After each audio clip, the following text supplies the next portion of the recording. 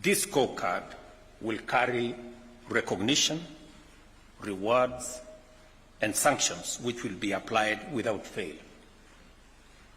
Excellence, integrity, efficiency, and consistency will be rewarded, while failure, negligence, waste, and misconduct will promptly invite corrective action. It is important that performance contracting is deployed in ways that raise the levels of engagement and motivation and promote greater conformity with the values and principles of public service. In other words, I fully expect to see continuous improvement in responsiveness, efficiency, and integrity of our officers collectively and individually. To ensure seamless implementation, the National Treasury will disburse available budgetary allocations on time. Lack of funds or delay in their release should not be an excuse for failure to serve citizens. Consequently, our planning, budgeting, and execution functions must operate in closer harmony to achieve this goal. After more than a decade, I believe that the time has come to institutionalize performance management. This is why a public service performance management bill is being finalized and will soon be tabled in Parliament. Through legislation, we will entrench accountability and promote the highest standards of service delivery at all levels of government. To strengthen coordination, I have also established an office to focus on performance and delivery management in the Executive Office of the President. Through this office, all MDS will be facilitated to quickly address performance deficiencies and oversee the timely implementation of corrective measures. Performance management is a best practice that must include the entirety of government, and no taxpayer-funded institution should be exempt from the mandate to deliver. I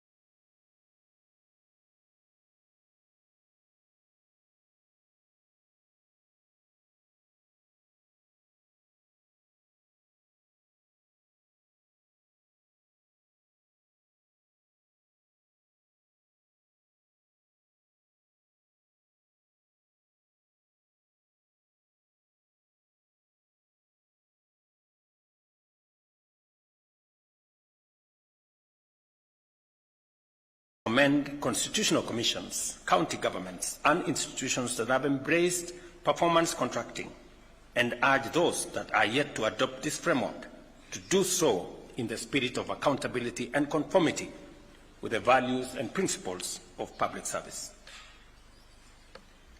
Because overall accountability rests with me, I take this responsibility and opportunity to assure you of my full support in fostering a performance-driven culture within the public service in furtherance of faster delivery of our national transformation agenda. Each one of us is required to deliver on our commitments, and the best way to do so is by working together, united by the urgency of the need to transform Kenya and ensure that every citizen experience the full promise of this country's abundant opportunities and possibilities. I look forward to working with each and every one of you, and I'm happy that on this occasion we have chairmen of parastatals, we have a chief executive of government agencies present here, so that we can approach this with a whole of government drive and momentum. I want to assure you that although we are in a difficult place globally, economically, but I am very confident that we have the team, we have the people, and we have the plan and the goodwill to transform our nation. I have no doubt in my mind, and there is no room for failure. We must succeed. We must build on the synergies that exist within government departments, work together towards creating the momentum that is going to make each and everyone succeed. I want us to understand that the failure of one sector of government, one department, one agency, one ministry affects the overall performance of government. And therefore, it is our collective responsibility to make sure that using the whole of government approach, that we ensure that we build the necessary momentum and also synergy so that we can succeed together. The executive will not succeed if the legislature does not succeed. And the judiciary will not succeed if the executive or the legislature does not succeed. The success of Kenya is going to be the success of every arm of government and every department of government and every agency of government. And that is how we are going to succeed.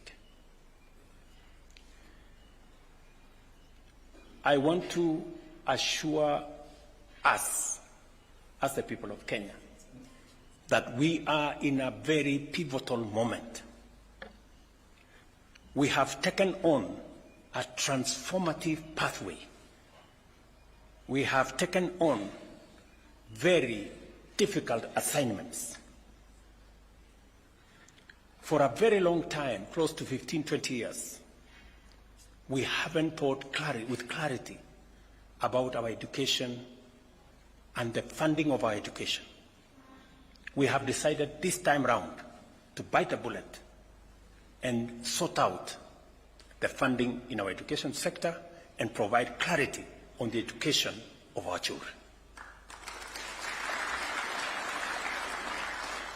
For a very long time, we have imported food in Kenya when we have the wherewithal, the capacity to produce enough food in our country. We've taken on that responsibility, and we are making strides. This year, by God's grace, in a very long time, we will not import some of the food products, including maize. I am equally very proud that we are making significant progress in the production of sugar in Kenya. Something that has been so difficult. We've had to look for COMESA safeguard waivers since I was Minister for Agriculture almost 10 years ago. But this year, by God's grace, and with our farmers working hard and the support we've given them, we have seen a drastic reduction in importation of sugar. We have taken on another very difficult assignment to make sure that we give decent dwellings to the people of Kenya, especially the vulnerable, especially the disadvantaged, those who live in slums without toilets, without electricity, with no sanitation. We've taken on that assignment because we have decided a different pathway for Kenya. Rather than lament about our situation, we have taken on the responsibility to do something about it, however difficult it may be. We have taken on the responsibility of universal health coverage. I know 2 successive presidents have attempted and they didn't quite succeed. 2 successive governments have attempted, they didn't quite succeed. We have decided that we are taking on this challenge because there are too many Kenyans that die out of illnesses that we can treat. There are too many Kenyans who end up in squalor and poverty because of hospital bills. We have decided that this time round, we must get it right and make it possible for every citizen, irrespective of their financial status, that they can get the highest level of treatment in Kenya. Difficult, yes, but rather than lament about a not so working NHIF, an NHIF that has bills dating 10 years, 15 years, we've decided to correct that situation. And I promise you, we will confound the naysayers. We will succeed. This country will not fail. This great nation that God has given us will succeed. The enemies of Kenya will be put to shame because we are going to succeed and we are going to take this country forward. I am persuaded and I am very clear and I am focused on making sure that together with all of us working as leaders in the Republic of Kenya, and all of us understand the more authority you have, the greater the responsibility that rests on your shoulders. And the greater the responsibility you have on your shoulders, the higher the accountability that you are judged by. So all of us must work together towards making Kenya succeed. This country of ours, this home that God has given us, we must work tirelessly to make it succeed, to make it great, so that we can bequeath the next generation of Kenyans a better country, much more organized country, a country that shares prosperity, a united country. So, ladies and gentlemen, I am asking of all of you, the people who've served in different capacities, the people who have the privilege and honor to occupy whatever office in the service of the people of Kenya, that we join hands, we work together, and we focus on making this nation great. I want to thank you very much for coming for this function. I look forward to working with the ministers and the PSS and those who run different government agencies in making sure that we deliver on the commitments, on the mandate, and on the assignments that have been signed off here today, so that our nation can succeed and we can meet the expectations of the people of Kenya. We will make the other steps as we go. I'm sure every ministry is going to look at the individual departments and also agencies in the different ministries to make sure that they become part of this whole of government approach in the delivery of our assignment given to us by the people of Kenya. Thank you very much. God bless you all, and God bless our great country, Kenya. Asanteni sana. Another round of applause for His Excellency. Thank you, Your Excellency. We'll request that you remain on stage as we wind up with the national anthem. If there's anybody who is seated, please let's be upstanding as we finish with the national anthem. The national anthem.